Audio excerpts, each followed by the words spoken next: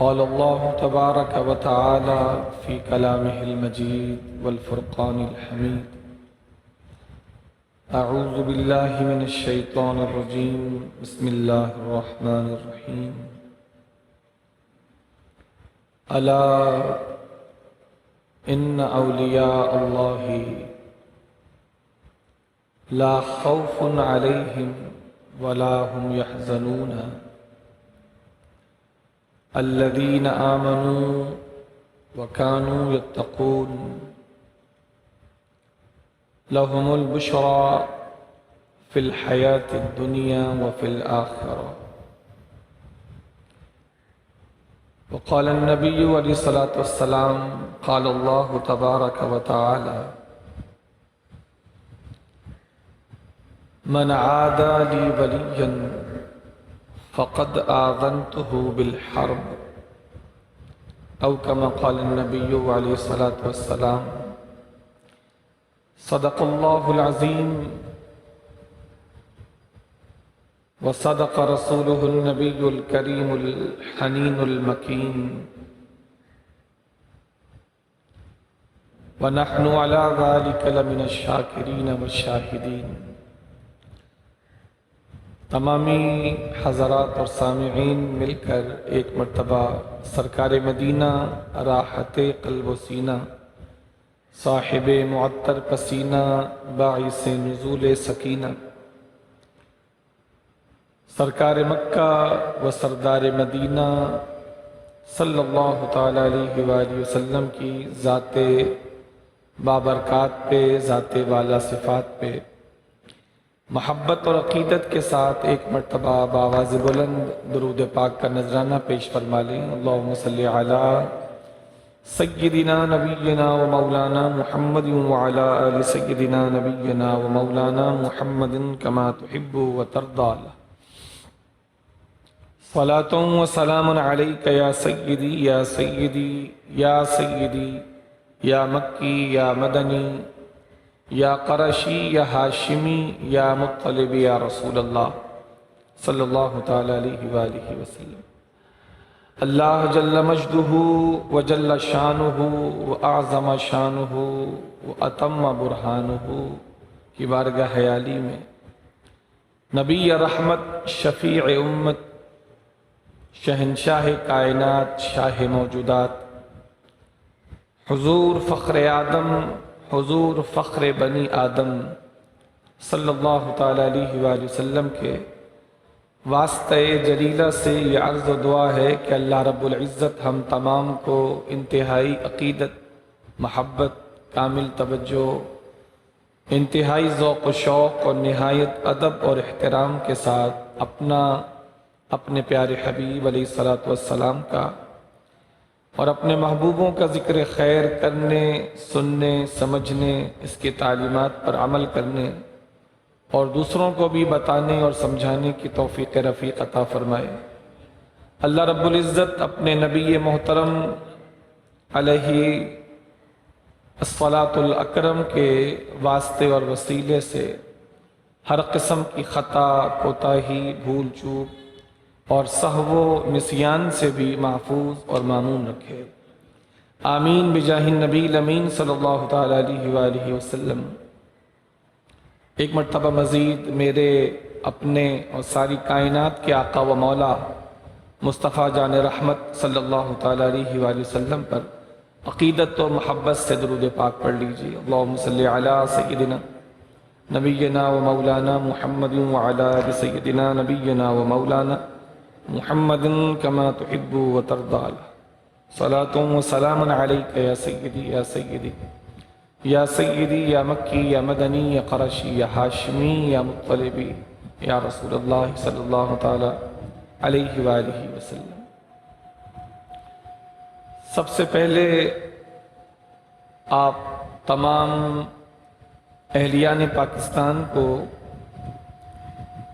اور جہاں جہاں آج ربیع الآخر، ماہ فاخر، ماہ شیخ عبد القادر، یعنی جس کو عرف عام میں ربیع الثانی کہا جاتا ہے،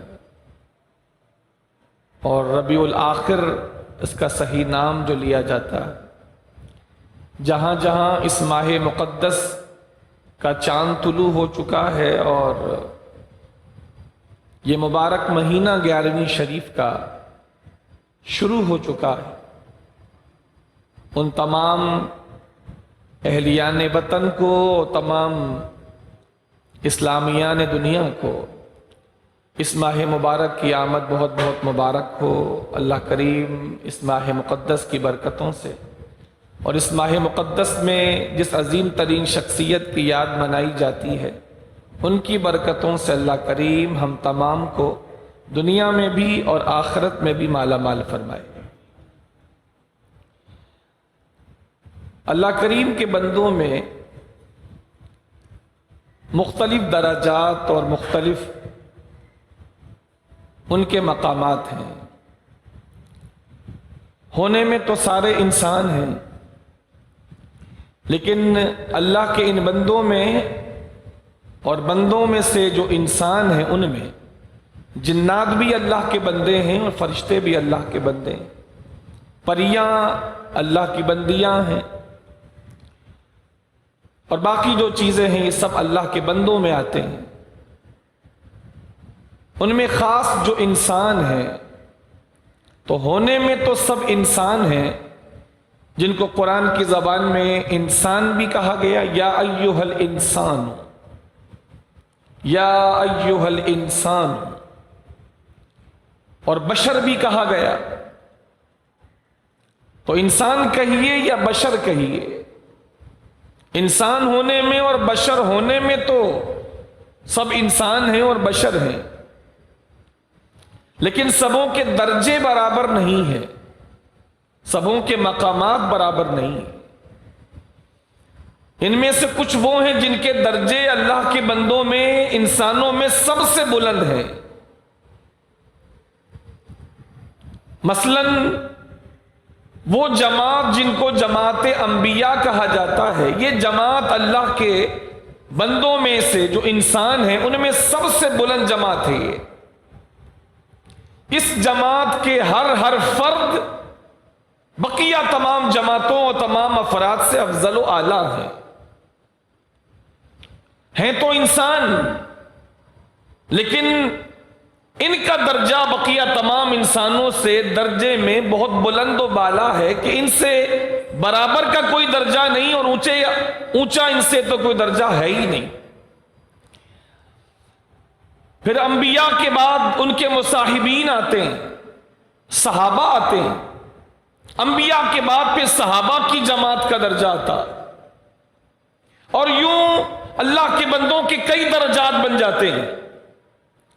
اللہ کے بندوں میں پھر وہ بھی آتے ہیں جو اللہ کا انکار کرتے ہیں اور اللہ کا کفر کرتے ہیں۔ جو اللہ کا انکار کرتے ہیں، کفر کرتے ہیں، وہ اللہ کے بندوں میں سب سے بدترین بندے ہیں۔ جو شرک کرتے ہیں وہ انسانوں میں سے بدترین انسان ہیں۔ جو کفر کرتے ہیں وہ اللہ کے بندوں میں سے بدترین بندے ہیں۔ سب سے بہترین انبیاء اور سب سے بدترین مشرکین اور کفار، یہ مختلف درجے ہیں انسانوں کے درمیان۔ انہی درجوں میں سے ایک درجہ ہے جس درجے کے لوگ 14 صدیاں پہلے بھی پائے جاتے تھے اور آج بھی پائے جاتے ہیں اور نبی کے صدقے میں قیامت تک پائے جاتے رہیں گے۔ وہ درجہ ہے اولیاء کرام کا، اولیاء کرام کا۔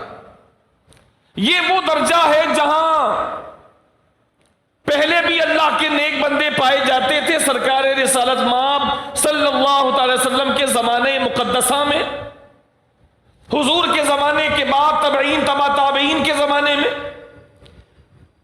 اور آج 1444 سنہ ہجری ہے، آج کے زمانے میں بھی اللہ کے اولیاء پائے جاتے ہیں۔ اس جماعت کے بندے ہر دور میں ملیں گے۔ حضرت آدم کے زمانے میں بھی تھے اور آج کے زمانے میں بھی ہیں، اور قیامت تک اللہ جل شانہ کی اس مخصوص جماعت کے بندے اس دنیا میں موجود رہیں گے۔ اس جماعت کا نام ہے جماعت اولیاء۔ انبیاء میں سے تو اب کوئی نہیں ہو سکتے. انبیاء کے آنے کا جو تسلسل تھا وہ میرے آخری نبی پر ختم ہو گیا. حضور آخری نبی تھے، اب کوئی نیا نبی نہیں آئے گا. اس جماعت کے افراد کا آنا حضور کے تشریف لانے پر منقطع ہو چکا، ختم ہو چکا. لیکن صدیق بنتے رہیں گے، اغواث بنتے رہیں گے، اوتاب بنتے رہیں گے، اقطاب بنتے رہیں گے، اولیاء بنتے رہیں گے. اس جماعت کے افراد کل بھی تھے، آج بھی ہیں اور کل بھی رہیں گے. اس جماعت کا تعارف اللہ کریم نے قرآن مجید فرقان حمید میں فرمایا ہے.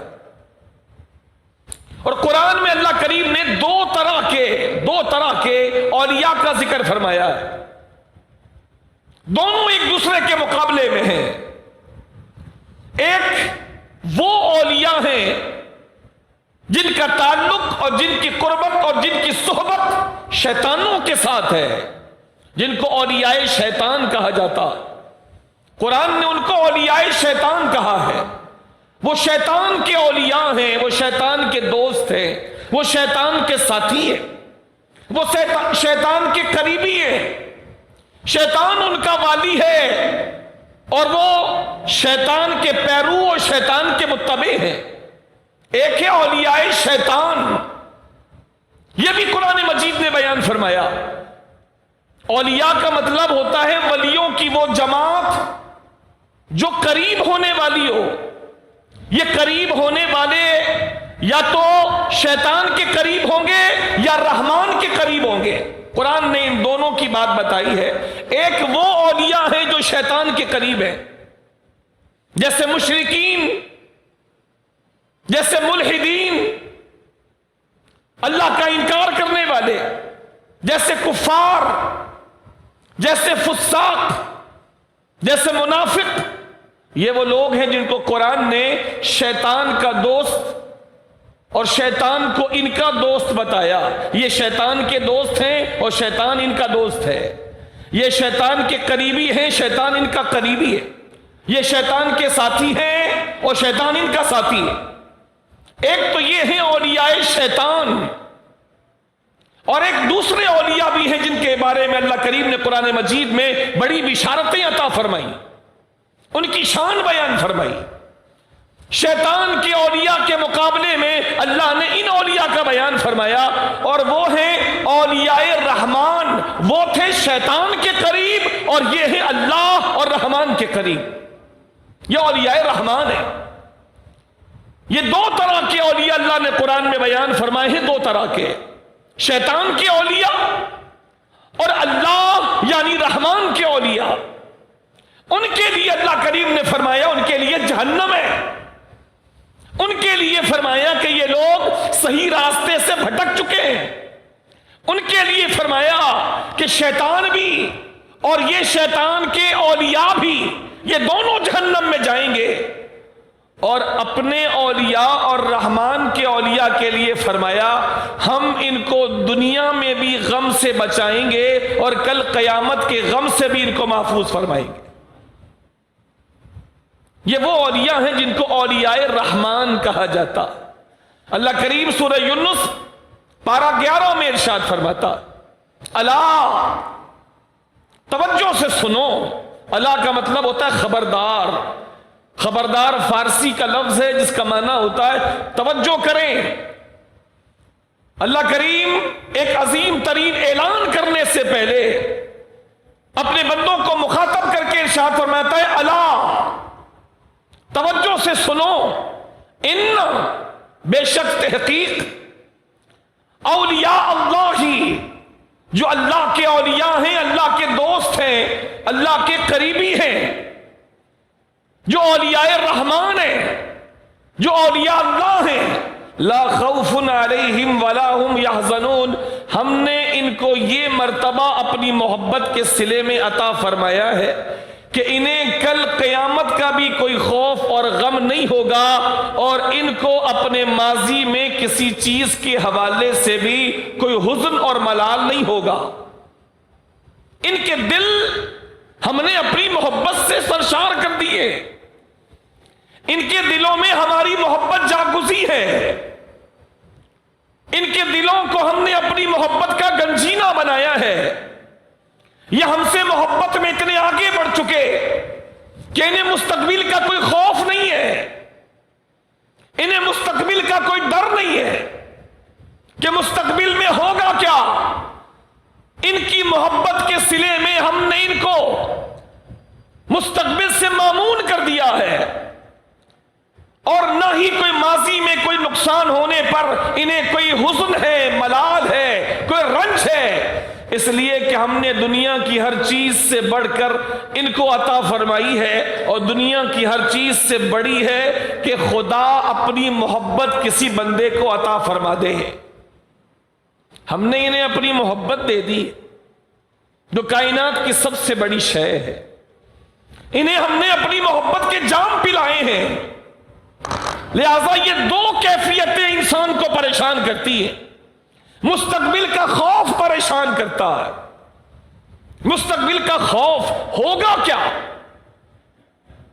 انسان ان دو کیفیتوں کے درمیان رہتا ہے، ہوگا کیا، اور دوسرا یہ کہ جو پیچھے ہوا اس کا رنج، اس کا دکھ، اس کا غم۔ دکھ رہتا ہے کہ میں بے اولاد رہ گیا، دکھ رہتا ہے میرا گھر کوئی نہ بن سکا، دکھ ہوتا ہے کہ مجھے یہ سہولتیں مل نہ سکی، دکھ ہوتا ہے کہ میرے ساتھ وہ نہیں ہوا جو میں چاہتا تھا۔ ایک انسان کے ساتھ یہی ہوتا، انسان اپنے ماضی کو رو رہا ہوتا ہے، اور ماضی کو رو رو کے اپنا حال بھی خراب کرتا ہے، مستقبل بھی خراب کرتا۔ مجھے یہ نہیں ملا، مجھے وہ نہیں ملا، اس کے 4 بچے ہیں، میرا ایک بھی نہیں ہوا، اس کا بڑا گھر ہے، میرا چھوٹا سا بھی گھر آج تک نہیں ہوا۔ یہ ماضی کا غم، ماضی کا دکھ، ماضی کا رنج، ماضی کا غم۔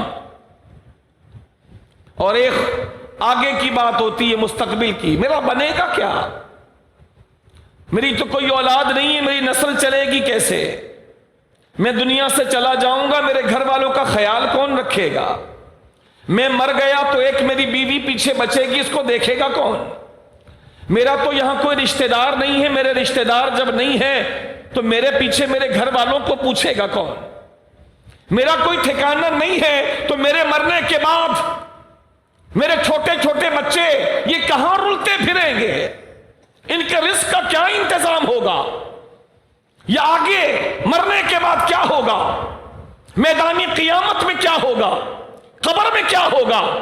یہ دو کیفیتوں کے درمیان انسان رہتا ہے، ماضی، غم، رنج، اذیت، تکلیف، دکھ، اس کو کہتے ہیں حزن، حزن۔ اور دوسری چیز ہوتی ہے مستقبل کی، وہ ہے خوف، کیا ہوگا کیا۔ ان دو کیفیتوں کے درمیان عام انسان رہتا ہے، ان دو کیفیتوں کے درمیان۔ اب سمجھیے اس بات کو کہ اللہ کے ولی کو اللہ کتنی بڑی شان عطا فرما رہا ہے۔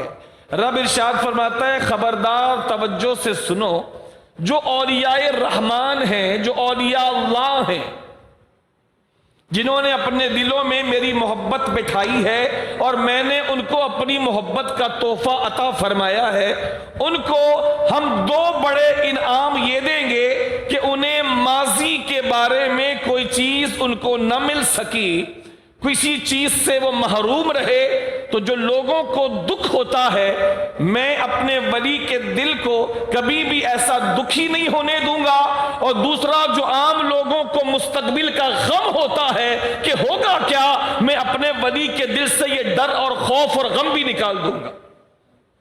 یہ دو بڑی باتیں،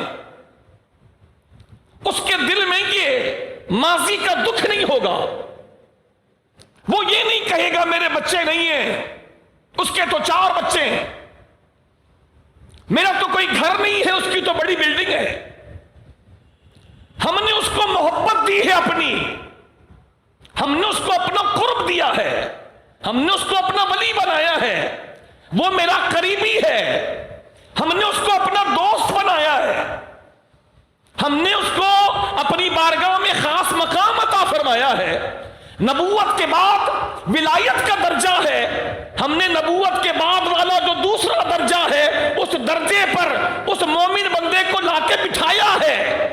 جب ہم نے اس کو اتنا اونچا درجہ عطا فرمایا تو اس کے دل کو ہم نے اس اندیشے سے خالی کر دیا کہ وہ یہ سوچے کہ مستقبل میں میرا ہوگا کیا۔ ہم نے اس کے دل کو ماضی کے غم سے آزاد کر دیا کہ اس کے پاس یہ تھا میرے پاس نہیں، اس کو یہ حاصل تھا اور مجھے حاصل نہیں۔ وہ اس بات پر خوش ہوتا ہے کہ میرے پاس سے ساری دنیا بھی چلی جائے تو کوئی غم نہیں، میرے پاس کائنات کی سب سے بڑی دولت موجود ہے جسے محبت خدا کہا جاتا ہے۔